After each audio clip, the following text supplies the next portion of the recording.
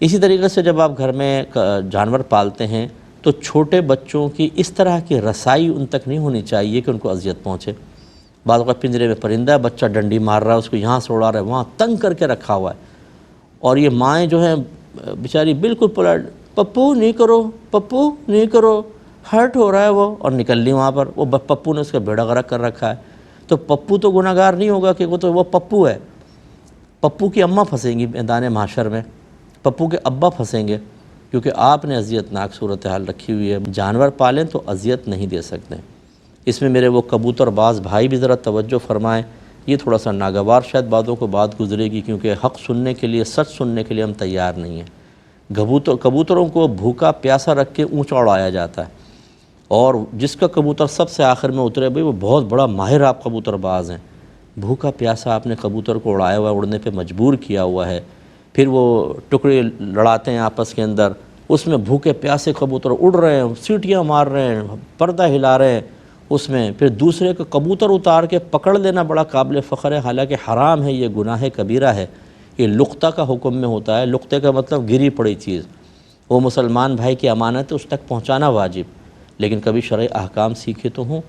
تو پھر ان جانوروں کو زیادہ کھلاتے پلاتے اس لیے نہیں ہے کہ ہلکے پھلکے ہوں گے تو تیزی کے ساتھ اڑیں گے، تو ان کو تھوڑا بہت وہ، بلکہ تو پانی ڈالتے ہیں بعض اوقات، تو اس لالچ میں اتر آتے ہیں، تھوڑا بہت دانہ ڈالا، بھوکے پیاسے کبوتر بیچارے۔ تو یہ جو کبوتر باز لوگ ہیں، ان کی بھی آخرت بہت شدید خطرے میں ہے۔ یقیناً میں نے جیسے آپ کو عرض کیا کہ جو اس کے شوق میں ہے نا، وہ بیوی کو چھوڑ دیں گے، بچوں کو چھوڑ دیں گے، کبوتر نہیں چھوڑ سکتے، اتنا ان کو شوق ہوتا ہے جو بڑے کبوتر باز ہیں۔ اور جب یہ مریں گے، اللہ آپ کو آپ کی بخشش فرمائے، اللہ تعالیٰ آپ کی مغفرت کرے، آپ ہمارے جو بھی ایسے مسلمان بھائی بہن ہیں وہ مطلب ہمیں اس سے قلبی لحاظ سے کچھ بھی نہیں، ہم تو دعا کر رہے ہیں آپ کے لیے، لیکن مجھے خوف یہ ہے کہ یہ بروز قیامت کبوتروں کے احتساب میں بہت شدید پھنسیں گے، کیونکہ پوری زندگی کا ظلم ہے، پوری زندگی آپ نے دوسروں کے کبوتر اتار کے حرام مطلب یہ کہ معاملہ کیا کہ اس پہ قبضہ کر لیا، حالانکہ آپ کے حق میں شرعاً جائز نہیں تھا۔ اور بعض اوقات یہ ویڈیو بناتے ہیں کبوتروں کے اوپر نا، کسی کی چھت پہ چلے گئے تو جو کبوتر پکڑا ہوتا ہے اس پہ کہتے ہیں جی ماشاءاللہ آپ نے کبوتر پکڑ لیا۔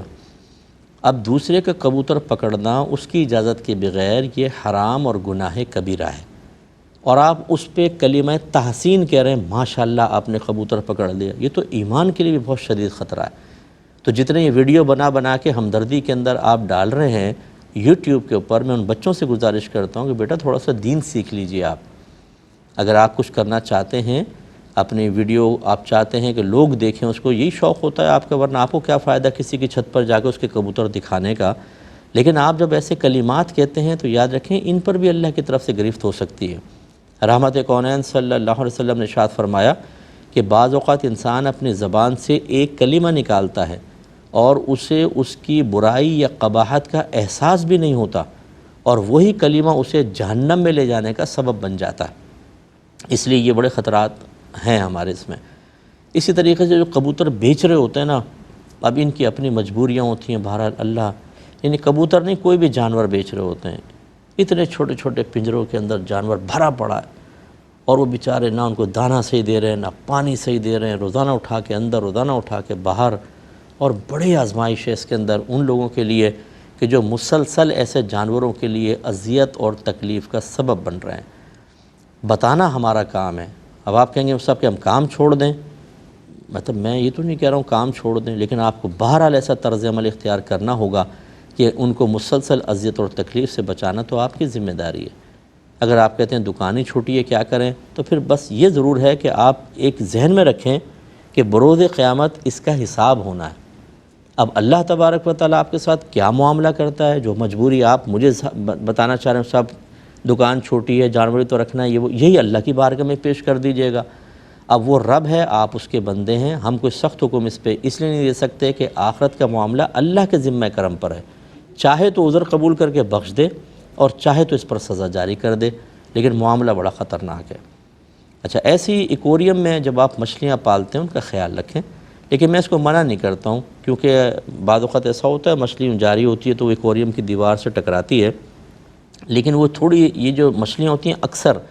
یہ ایکویریم میں رہنے کی عادی ہوتی ہیں نا،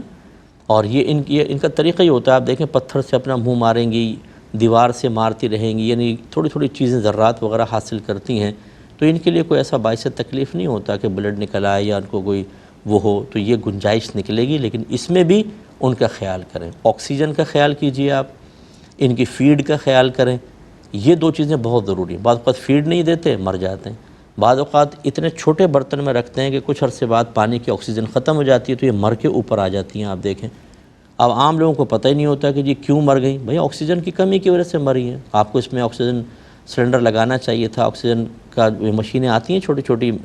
ایکوریمز کے لیے، وہاں سے آپ لا کے اس کو لگاتے تاکہ پانی، اور پھر پانی چینج کرنا، کیونکہ مسلسل وہ بیٹیں وغیرہ کرتی ہیں، اس میں ان کی گندگی ہوتی ہے اور اس سے پانی آلودہ ہو جاتا ہے، تو اس کو چینج کرنا۔ جب آپ نے جانور پالا ہے تو پراپر اس کی کیئر بھی کریں، نہیں کریں گے تو پھر آپ گناہگار ہوں گے، اور خدا نہ کرے آخرت میں کسی جانور کی وجہ سے ہم پھنس گئے تو کیا فائدہ۔ تو جو کچھ ہوا اس پہ اللہ کی بارگاہ میں توبہ کریں، اور آئندہ کے لیے ایک اچھا لائحہ عمل تیار کیا جائے۔